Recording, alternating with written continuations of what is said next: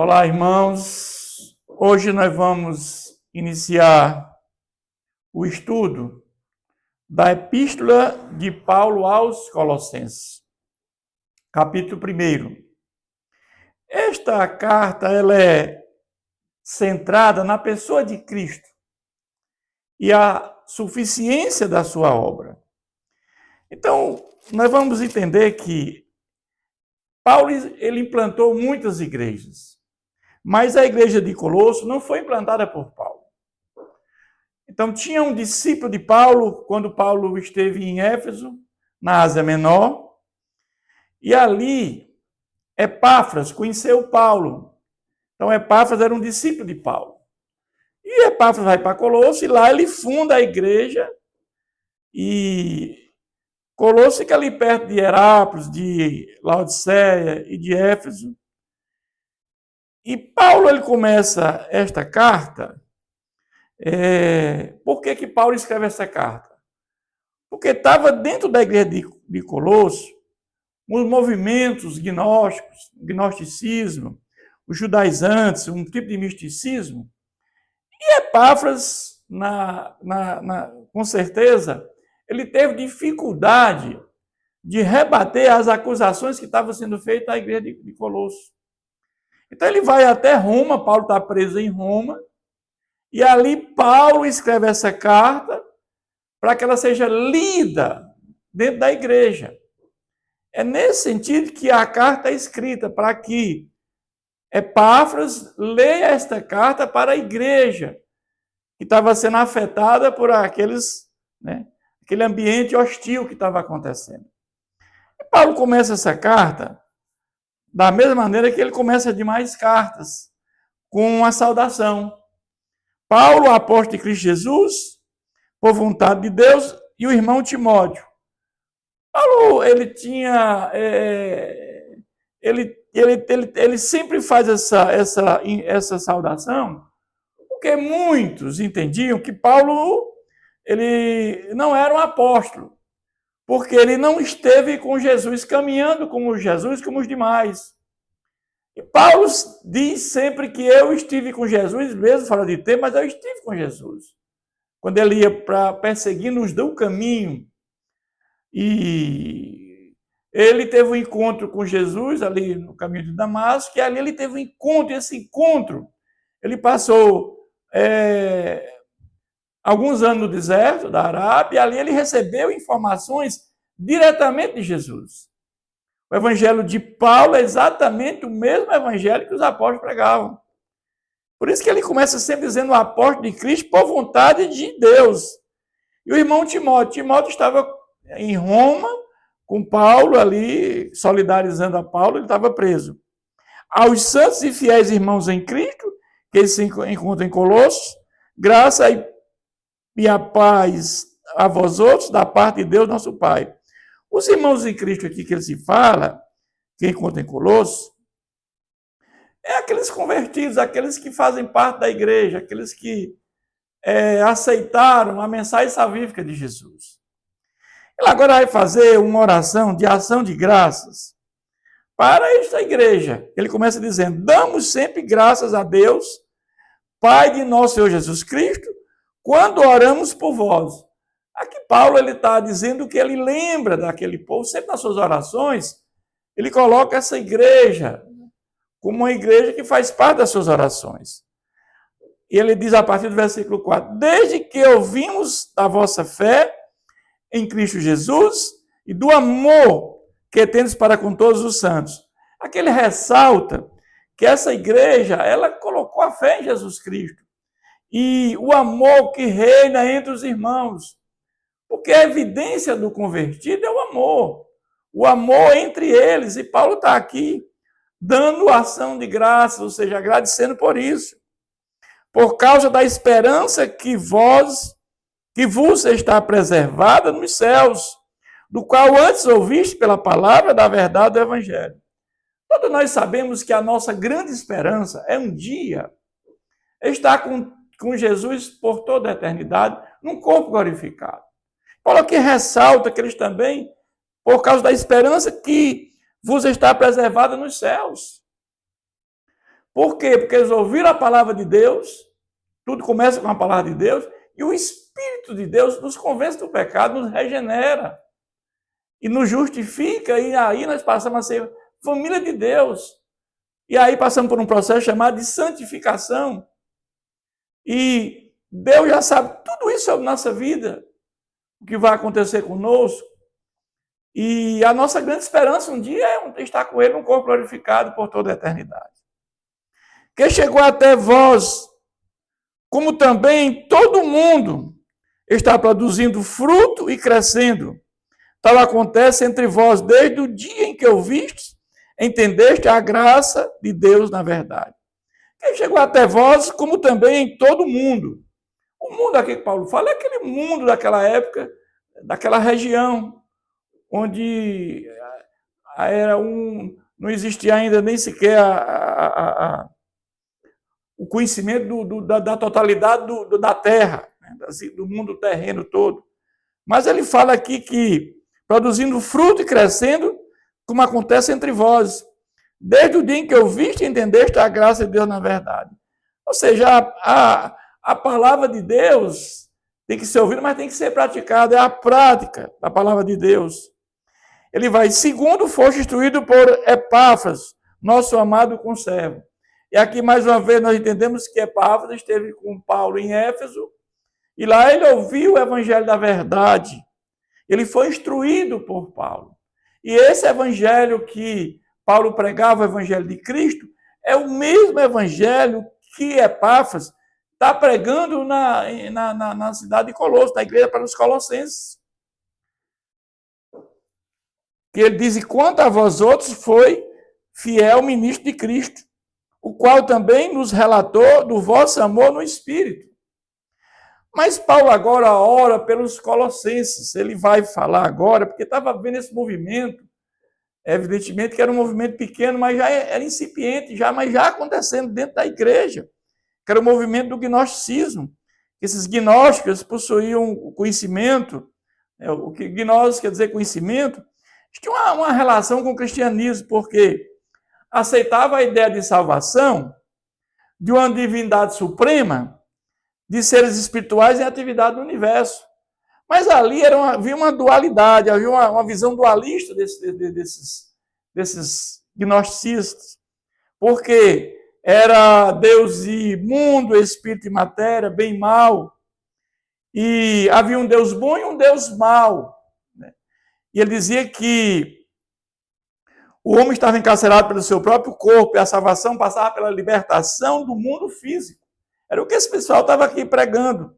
Existia um ente espiritual, o Salvador desceria a este mundo para libertar o homem da sua prisão, que era o corpo, e uni-lo à plenitude ao mundo espiritual. Esse era um movimento que estava se adentrando dentro da igreja de Colosso.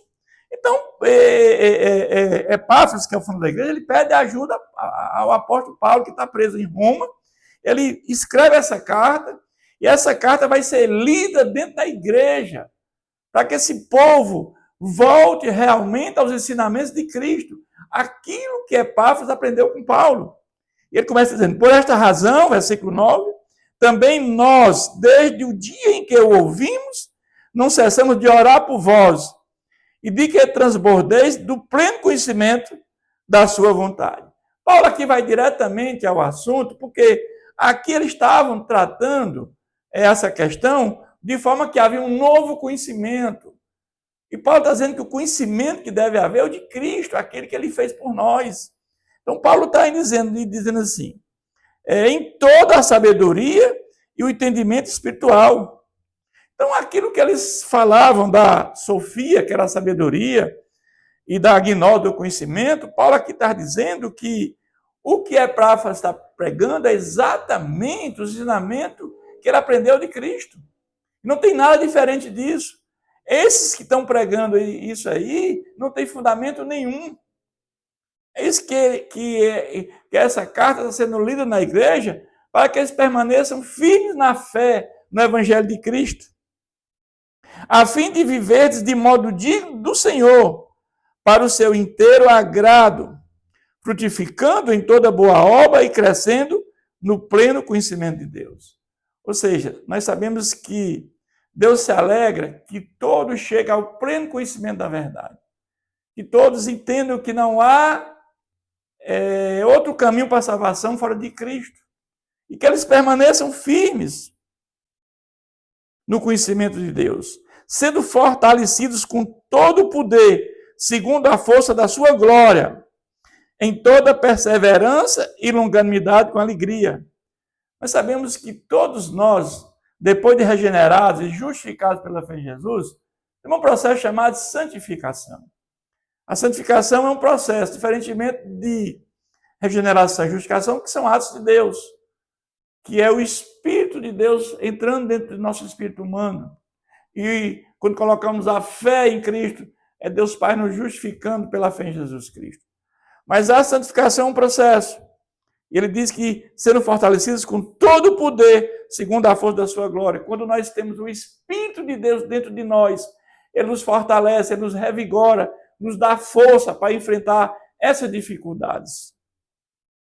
Dando graças ao Pai, que vos fez idôneo a parte que vos cabe da herança nos santos da luz.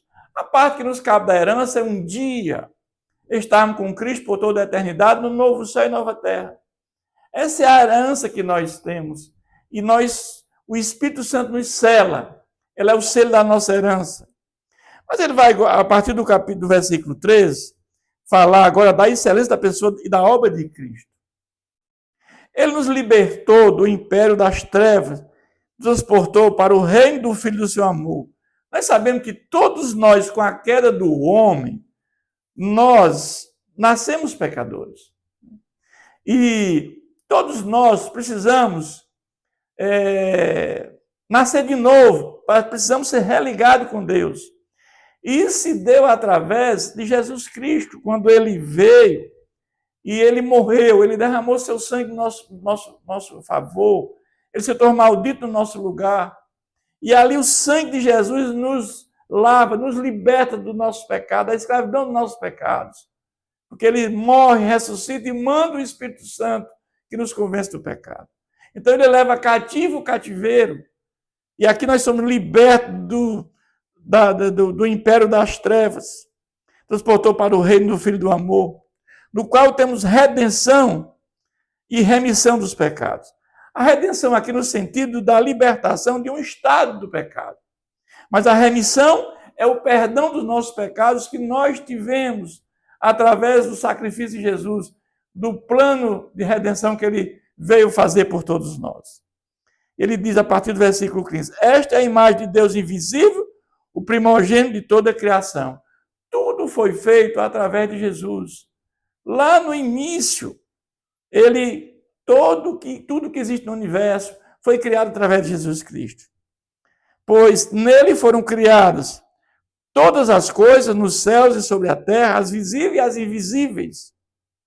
Sejam tronos, sejam soberanias, quer principados, no sentido que sejam anjos, que são seres criados, quer potestades, tudo foi criado por meio dele e para ele. Então aqui ele está ressaltando que tudo que existe no universo, tudo foi criado por Jesus Cristo, pelo Filho de Deus, tudo foi criado por ele. E tudo foi criado por meio dele e para ele, para a sua glória. Ele é o cabeça do corpo da igreja. Ele é o princípio, o primogênito entre os mortos, para em todas as coisas ter a primazia. É que é interessante que em João 3,16, porque Deus amou o mundo de tal maneira que deu seu Filho unigênito, para todo aquele que nele que não pereça, mas tenha vida eterna. Todo que crê em Jesus terá a vida eterna. Então ele lá é unigênito. Mas Jesus, quando está lá, ele ainda antes da fundação do mundo, era Espírito. Quando ele vem, encarna. Ele vem morrer. Jesus vem fazer o que aqui na terra? Morrer em nosso lugar. Trazer a graça salvadora como fundamento da salvação. E quando Jesus morre, ele ressuscita num corpo glorificado. Jesus está lá no céu num corpo glorificado. Então ele é o primogênito, é o primeiro dentre os mortos. Porque nós, um dia, vamos também ressuscitar num corpo glorificado. Quando Jesus voltar pela segunda vez, os que morreram em Cristo estiverem vivos, vamos ressuscitar os mortos em Cristo num corpo glorificado. Aí, nesse sentido, ele é o primogênito. Porque depois nós somos a segunda leva. Todos nós estaremos com ele. É nesse sentido que ele é o primogênito entre os mortos. Para todas as coisas ter a primazia. Porque aprove a Deus que nele residisse toda a plenitude. Toda a plenitude de Deus está em Jesus. Jesus veio com duas naturezas, humana e divina. Ele era 100% homem e 100% Deus. Então a primazia, a divindade, ele continuou. Mesmo com natureza humana, ele continuou com a sua divindade. Porque ele também era 100% homem e 100% Deus. E que, havendo feito a paz pelo sangue da sua cruz, por meio dele, reconciliasse consigo mesmo todas as coisas, quer sobre a terra, quer sobre os céus. Sabemos que o sangue de Jesus derramado naquela cruz nos reconciliou ele mesmo e nós nos reconciliamos com Deus. Porque todos nós estávamos mortos nos pecados e delitos. E ali, aquele momento, é o momento que nós nos reconciliamos com Deus.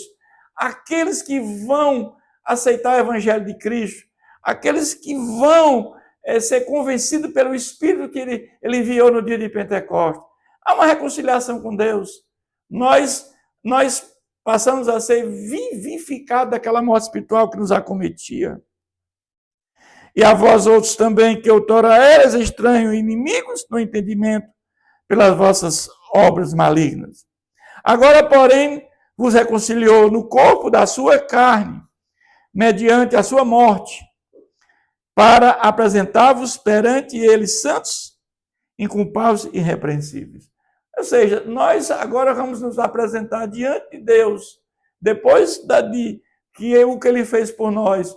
E quando nós nos apropriamos do sangue de Jesus, quando nós perseveramos até o fim da nossa caminhada de fé, nós vamos nos apresentar inculpáveis e irrepreensíveis diante do Senhor. Se é que é permanecer na fé, e aqui ele fala da perseverança. É necessário que devemos perseverar até o fim, num processo chamado santificação. A palavra de Deus diz que sem a santificação, ninguém verá a Deus. Permaneceis na fé, alicerçados e firmes, não vos deixando afastar da esperança do Evangelho. A esperança de um dia estar com ele por toda a eternidade. Que ouviste que foi pregado a toda criatura debaixo do céu, do qual eu, Paulo, me tornei ministro. Então, a palavra que Paulo aqui está nos referindo é aquele que ele aprendeu com Jesus. Diretamente com Jesus. Esses movimentos gnósticos que estavam acontecendo aqui, estavam tentando desviar o povo para um outro tipo de ensinamento que Paulo está escrevendo para que esse povo não permaneça firme, não venha se desviar dos caminhos corretos do Senhor. Então, essa carta que Paulo manda, né, para a igreja de Colosso, né, através de Epáfras, nesse sentido de revigorar a igreja, para que ela permaneça firme nos caminhos do Senhor. Paulo vai agora falar da sua missão e o mistério do Evangelho. Ele diz, agora me regozijo nos meus sofrimentos por vós. Paulo está dizendo que ele sofreu muito por conta do Evangelho. Nós vamos ver que lá no livro de Atos, quando Paulo ele tem aquele encontro com Jesus, o próprio Senhor disse para Paulo, mas o Senhor lhe disse, vai, porque este é para mim um instrumento escolhido para levar o meu nome perante os gentios e reis, bem como perante os filhos de Israel. Pois eu lhe mostrarei quanto lhe importa sofrer pelo meu nome. Paulo tinha consciência disso, o quanto Paulo sofreu pelo nome de Jesus. Mas isso aqui é importante porque muitos vieram conhecer o Evangelho e os gentios vieram a conhecer o Evangelho por conta de Paulo. Agora me regozijo nos meus sofrimentos por vós. Por quê? Porque A motivação de Paulo era que todos viessem conhecer a verdade. E ele é motivo de glória para Paulo. O seu sofrimento levou a isso. E preenche o que resta das aflições de Cristo, na minha carne, a favor do meu corpo, e é a igreja. Ou seja, nós entendemos que Jesus é o cabeça, né? Nós somos o corpo da igreja, do qual me tornei ministro, de acordo com a dispensação da parte de Deus, que me foi confiada a vosso favor, para dar pleno conhecimento à palavra de Deus. É isso que nós acabamos de ler lá em Atos, na conversão dele. Que ali ele vai dizer o quanto importa sofrer pelo meu nome. E ele é escolhido como instrumento para levar a mensagem salvífica de Jesus. E aí nós perguntamos, como Deus, a sua presciência, outro apóstolo daria certo fazer o que Paulo fez? Não, porque Paulo tinha conhecimento da Tanakh, do Antigo Testamento. Paulo falava vários idiomas. Nenhum outro tinha essa condição de fazer o que Paulo fez. De 21 cartas no Novo Testamento, Paulo escreveu 13, porque Paulo tinha muito conhecimento. As cartas paulinas são umas coisas maravilhosas, de um entendimento muito rico. Ele vai dizer, o mistério que estiver oculto dos séculos e das gerações, agora, todavia, se manifestou em seu santo. Que mistério é esse? Era a revelação de Jesus. Jesus é a revelação de Deus. Deus se revelou na natureza, quando olhamos para o universo, no Salmo 19, pela palavra que ele inspirou aproximadamente 40 homens. Essa palavra revela Deus. A última revelação foi Jesus. Jesus é a revelação de Deus.